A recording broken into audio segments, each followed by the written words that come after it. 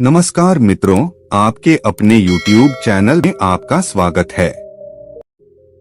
दोस्तों, ये 3 बात अपने दिमाग में बिठा लो, रंग से राजा बन जाओगे। आज की जो हमारी कहानी है, आज का जो हमारा प्रसंग है, एक कपोत पक्षी की बड़ी प्यारी कहानी है, ज्ञानवर्धक कहानी है। दोस्तों, इस कहानी को पूरा सुने, ये कहानी बड़ी मोटिवेशनल कहानी है। ये कहानी आपको आपके जीवन में ढेर सारी प्रेरणा देगी। इस कहानी को यदि आप गौर से सुनते हैं और इसकी 3 बातों पर यदि आप अमल करते हैं, तो प्रिय दर्शकों, आप इस संसार में किसी भी कोने में रहें, संसार के किसी भी कोने में घूमें, आप कभी भी किसी भी संकट में नहीं पड़ सकते। ये कहानी आपको आपके जीवन में ढेर सारी प्रेरणा देगी। इस कहानी में ऐसी 3 ज्ञानवर्धक बातें हैं, इनको आप जरूर सुने। दोस्तों, शुरू करते हैं आज की प्यारी सी कहानी। एक जंगल में 2 कपोतक पक्षी रहते थे। बारिश का मौसम था, झिलमिल झिलमिल बारिश बरस रही थी। तब दोनों कपोतक पक्षी एक वटवृक्ष के खोखले में जाके बैठ जाते हैं और बारिश मूसलाधार बरसने लगती है। तभी उनके पास एक तीसरा कपोतक पक्षी उड़ता हुआ और भीगता हुआ आता है और उनसे कहता है कि थोड़ी जगह मुझे भी दे दीजिए, मैं बारिश में भीग रहा हूँ। लेकिन उस वटवृक्ष के खोखले में इतनी पर्याप्त जगह नहीं थी कि 3 पक्षी आ सके, क्योंकि दोनों पहले बैठे हुए थे। क्योंकि इतनी ही पर्याप्त जगह थी जिसमें दोनों बैठे हुए थे।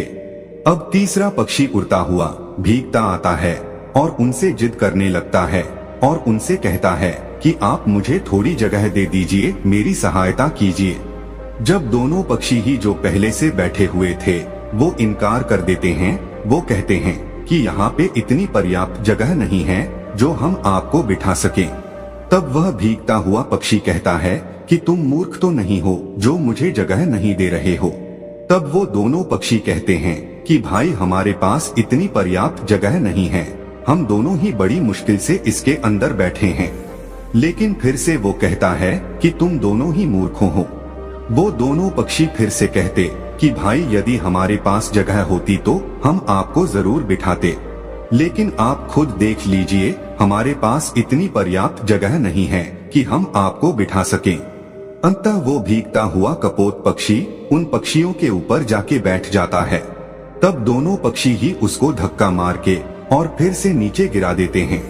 वह फिर से नीचे से उड़ता है और फिर कहता है कि तुम दोनों बिल्कुल मूर्ख हो, और फिर से उनके ऊपर जाके बैठ जाता है और फिर से वो पक्षी उसको धक्का मार के नीचे गिरा देते हैं। इसी तरह काफी देर चलता रहता है और वो उड़ता हुआ पक्षी उनसे बार बार कहता है कि तुम दोनों मूर्ख हो, तुम दोनों सबसे बड़े मूर्ख हो। हर बार वो इसी बात को कहता। जब वो थक जाते हैं तो भीगता हुआ पक्षी वहाँ से उड़ के चला जाता है और वो दोनों पक्षी उसी वट वृक्ष के खोखले में बैठे रहते हैं। तब उस कपोतक पक्षी की पत्नी अपने पति से कहती है कि पिया जी, अभी जो पक्षी आया था कि ये बार बार हम दोनों से मूर्ख कह रहा था। ये कह रहा था कि तुम दोनों मूर्ख हो, कि तुम मूर्ख तो नहीं हो। वो बार बार इसी बात को कह रहा था। तो ये मूर्ख होता कौन है? मूर्ख होता कैसा है? मूर्ख दिखता कैसा है? आप मुझे इस बात को बताइए। तो दोस्तों, तभी कपोतक पक्षी अपनी पत्नी को एक कहानी सुनाता है और वो कहता है कि प्रिय, इस कहानी को यदि आप ध्यान से सुनोगी तो आपको ये पता चलेगा कि मूर्ख कौन होता है। तब वो अपनी पत्नी को कहानी सुनाता है और उसकी पत्नी बड़ी गौर से और बड़े ध्यान से सुनती है। कपोतक पक्षी कहानी शुरू करता है और वो कहता है कि एक नगर में एक सेठ रहता था। उसी का एक पुत्र था। सेठ ने अपने पुत्र की शादी कर दी और शादी करने के बाद सेठ का लड़का शहर चला जाता है कमाने के लिए, और सेठ के लड़के की पत्नी घर पे रहती है। एक दिन सेठ के लड़के की पत्नी पनघट पर स्नान करने के लिए जाती है और वहाँ पे स्नान करने लग जाती है।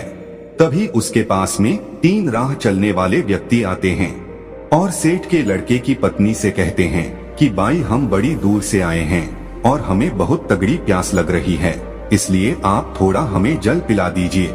उस वक्त सेठ के लड़के की पत्नी के बदन पर इतने कपड़े नहीं थे, क्योंकि वो इस समय स्नान कर रही थी।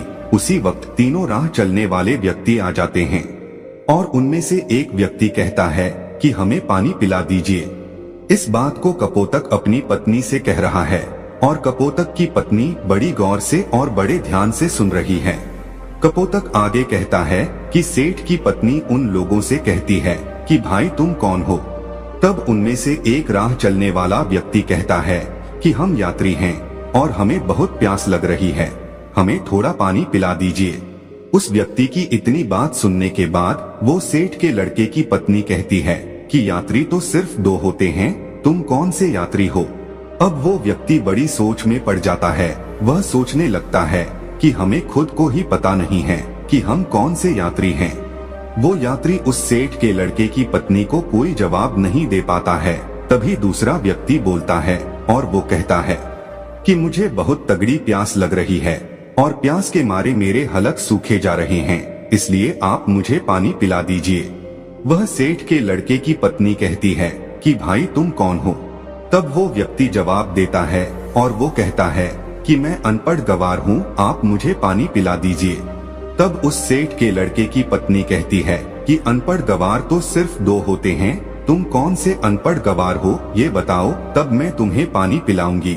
लेकिन वो भी कोई जवाब नहीं दे पाता है। वो भी सोचने लगता है कि मुझे खुद को ये पता नहीं है कि मैं कौन सा अनपढ़ गवार हूँ। वो कोई जवाब नहीं दे पाता है। फिर तीसरा व्यक्ति कहता है कि बहन जी मुझे पानी पिला दीजिए, प्यास के मारे मेरे प्राण निकले जा रहे हैं, यदि कुछ देर मुझे और पानी नहीं मिला तो मेरे प्राण ही निकल जाएंगे, इसलिए आप मुझे पानी पिला दीजिए। तब सेठ के लड़के की पत्नी उस व्यक्ति से कहती है कि भाई तुम कौन हो, तुम बताओ, यदि तुमने बता दिया तो मैं तुम्हें जरूर पानी पिला दूंगी। वह कहता है कि मैं मूर्ख हूँ, आप मुझे पानी पिला दीजिए। अब सेठ के लड़के की पत्नी कहती है कि इस संसार में 2 प्रकार के मूर्ख होते हैं, तुम कौन से मूर्ख हो। दोस्तों अब वो भी इस सवाल का कोई जवाब नहीं दे पाता है। वो भी बड़े सोच में पड़ जाता है कि मुझको खुद को पता नहीं है कि मैं कौन सा मूर्ख हूँ। उसको कुछ सूझता नहीं है, कुछ आता नहीं है, कुछ जाता नहीं है। वह कोई जवाब नहीं दे पाता है। इस कहानी को कपोतक अपनी पत्नी से कह रहा है और उसकी पत्नी बड़े ध्यान से और गौर से सुन रही है। आगे कपोतक पक्षी कहता है कि वो तीनों व्यक्ति पियासे ही पनघट से जाने लगते हैं। जब वो वहाँ से रवाना होते हैं तो सेठ के लड़के की पत्नी उनसे कहती है कि भाई आप मेरे घर चलिए, गांव से कुछ ही दूरी पर इसी रास्ते पे मेरा घर है, वहाँ मैं आपको जरूर पानी पिला दूंगी। तो दोस्तों वो तीनों यात्री उस सेठ के लड़के के घर आ जाते हैं और सेठ के लड़के की पत्नी स्नान करके और कपड़े पहनकर अपने घर आ जाती है। जैसे ही वो तीनों व्यक्ति उस सेठ के घर पहुंचते हैं और साथ में सेठ के लड़के की पत्नी भी घर पहुंचती है, तभी उसके ससुर की नजर अपनी बहू पे पड़ जाती है।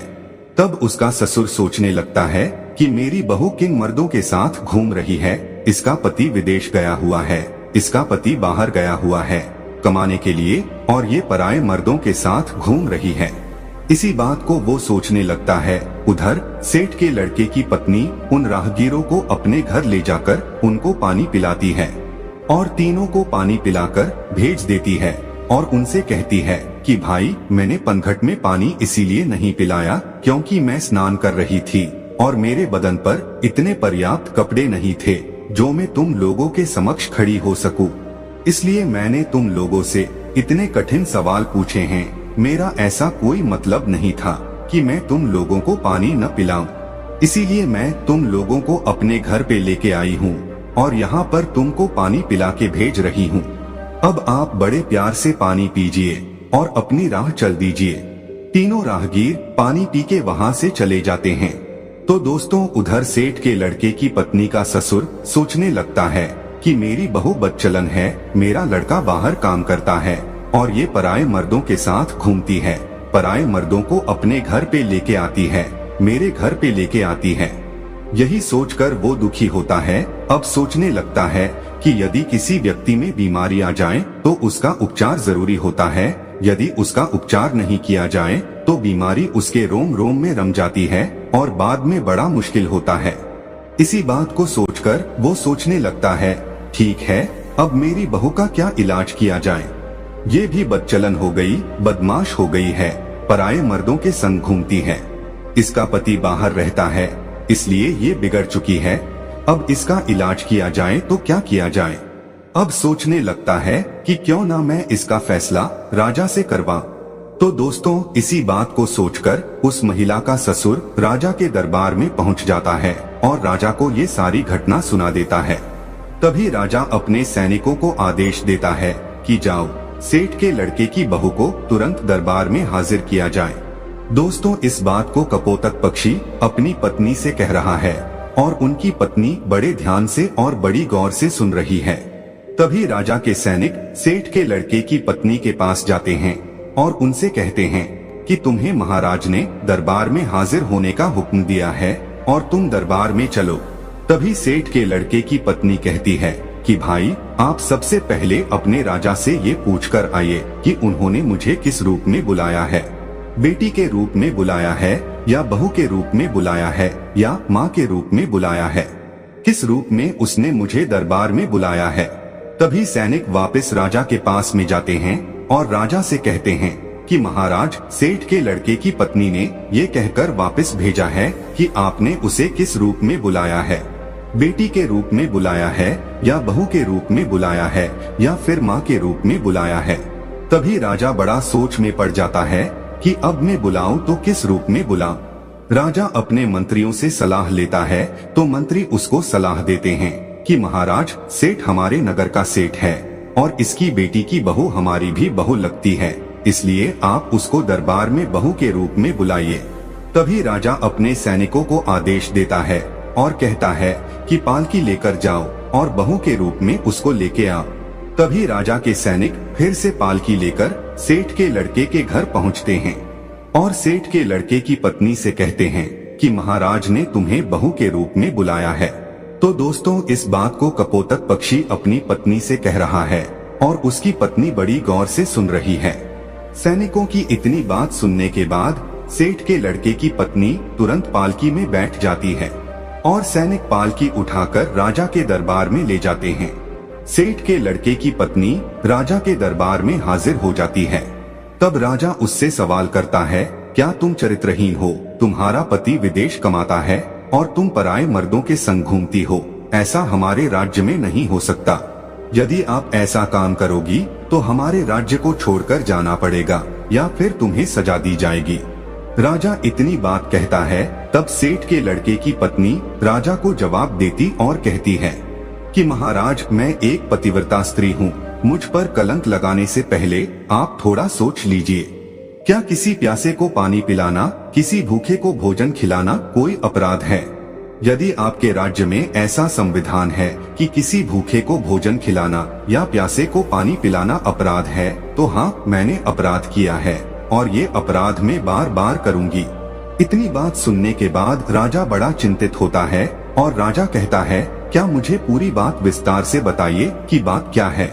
तब वो महिला सेठ के लड़के की पत्नी राजा को पूरी सच्चाई कहती है कि महाराज, मैं पनघट पर स्नान कर रही थी, तभी 3 राह चलने वाले व्यक्ति आते हैं और वो कहते कि हमें प्यास लग रही है, हमें पानी पिला दीजिए।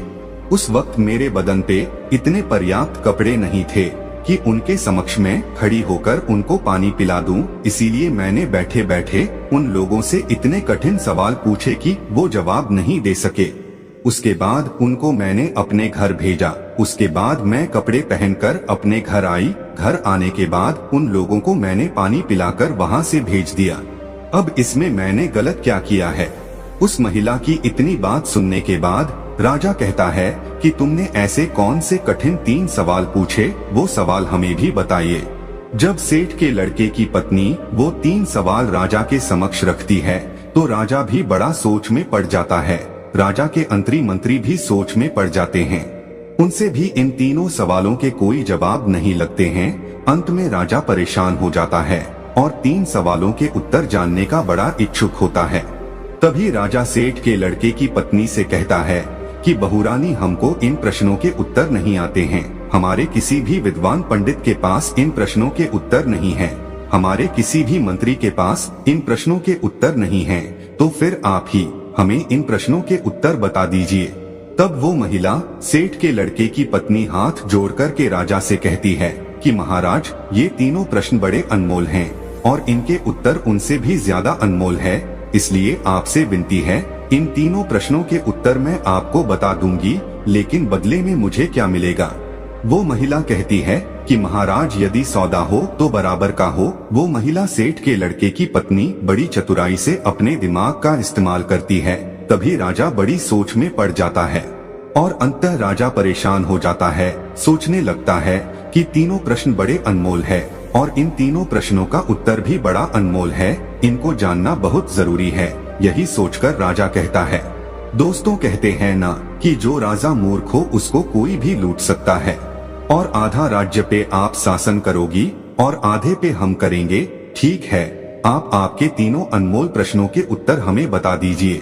दोस्तों, सेठ के लड़के की पत्नी वो पूरी लिखावट करवाती है, आधा राज्य अपने कब्जे में लेती है और फिर उन तीनों प्रश्नों के उत्तर बताती है। और वो कहती है कि महाराज अब गौर से सुनो तीनों प्रश्नों के उत्तर। पहला प्रश्न, यात्री संसार में दो ही हैं। अब दो यात्री कौन कौन से हैं? कि महाराज पहला सूर्य और दूसरा चंद्रमा, जो रात दिन चलते रहते हैं और संसार में भ्रमण करते रहते हैं और संसार को रोशन करते रहते हैं। यही तो यात्री है, सूर्य और चंद्रमा। दूसरा सवाल कि महाराज अनपढ़ और गवार दो चीज है, वह है अन्न और पानी, जो हर किसी के साथ में रहते हैं, विद्वान लोगों के साथ भी रहते हैं और मूर्ख से मूर्ख लोगों के साथ भी रहते हैं, उनका लालन पालन करते रहते हैं। यही सबसे अनपढ़ और गवार है, जो अज्ञानी को भी वही स्वाद देते हैं और विद्वान को भी वही स्वाद देते हैं। तीसरा सवाल, मूर्ख भी दो प्रकार के होते हैं। पहला मूर्ख है जो मेरा ससुर है, जो अपने घर की बात को एक दूसरे से आके कहता है, वही सबसे बड़ा मूर्ख होता है। यदि मेरे ससुर ने इस बात को मुझसे आकर पूछा होता तो वहीं पर इनको मैं पूरी सच्चाई बता देती। मेरे घर की इज्जत नीलाम नहीं होती, मेरी इज्जत इस तरह भरे दरबार में उछाली नहीं जाती, मेरे घर की बदनामी नहीं होती, इसलिए सबसे पहले बड़े मूर्ख मेरे ससुर हैं। तब राजा कहता कि दूसरा कौन है? तब महिला कहती है कि महाराज दूसरे सबसे बड़े मूर्ख आप हैं। एक वो राजा होता है जो बगैर सोचे समझे कुछ भी फैसला ले ले, वही सबसे बड़ा मूर्ख होता है। इसलिए दूसरे सबसे बड़े मूर्ख आप है। आप भी एक ऐसे मूर्ख हैं जो मेरे 3 सवालों के बदले में मुझे आधा राज्य दे दिया, तो आप भी सबसे बड़े मूर्ख हैं। तो दोस्तों, अब राजा को गुस्सा बहुत आता है, लेकिन वो कुछ नहीं कर सकता, क्योंकि अब वो भी महारानी है, आधे राज्य की महारानी है, आधे सेना उसकी है, आधा राज्य उसका है। अब राजा कुछ नहीं कर सकता था। तो दोस्तों, इस तरीके से अपने दिमाग का सदुपयोग करते हुए उस सेठ के लड़के की पत्नी एक महारानी बन जाती है। तब कपोतक पक्षी अपनी पत्नी से कहता है कि प्रिय, सबसे बड़ा मूर्ख वही होता है जो अपने घर की बात को बाहर निकाल दे, अपनी घर की बात को अन्य लोगों से कहे, अपनी घर की बात को एक दूसरे से कहता रहे, अपनी घर की बात को अपने घर में ना रखे, वही सबसे बड़ा मूर्ख होता है। और दूसरा मूर्ख वो होता है जो किसी के कहने पर भी अपना सब कुछ लुटा दे। ये 2 प्रकार के ऐसे मूर्ख होते हैं, इनका कुछ नहीं हो सकता। तब कपोतक की पत्नी की ये बात समझ में आती है कि संसार में मूर्ख कौन होता है। इसीलिए कहते हैं कि अपने दिमाग का सही समय आने पर जो बंदा सही उपयोग करता है, वो अपने जीवन में हमेशा कामयाबी पाता है। इसीलिए दोस्तों, हमेशा अपने दिमाग को सही जगह और सही निशाना लगाकर के चलाइए, आप कभी भी फेल नहीं हो सकते। जो लोग अपने दिमाग का सही सदुपयोग नहीं करते हैं, वो लोग हमेशा पीछे रहते हैं और एक दिन ऐसा आता है कि उनका पतन हो जाता है। इसलिए अपने दिमाग का, अपनी बुद्धि का सही उपयोग करें। हम उम्मीद करते हैं कि दोस्तों इस कहानी से आप ढेर सारी प्रेरणा लेंगे। तो दोस्तों, यह कहानी आपको कैसी लगी हमें कमेंट सेक्शन में जरूर बताना, और अच्छी लगी हो तो इस चैनल को सब्सक्राइब जरूर कर लेना।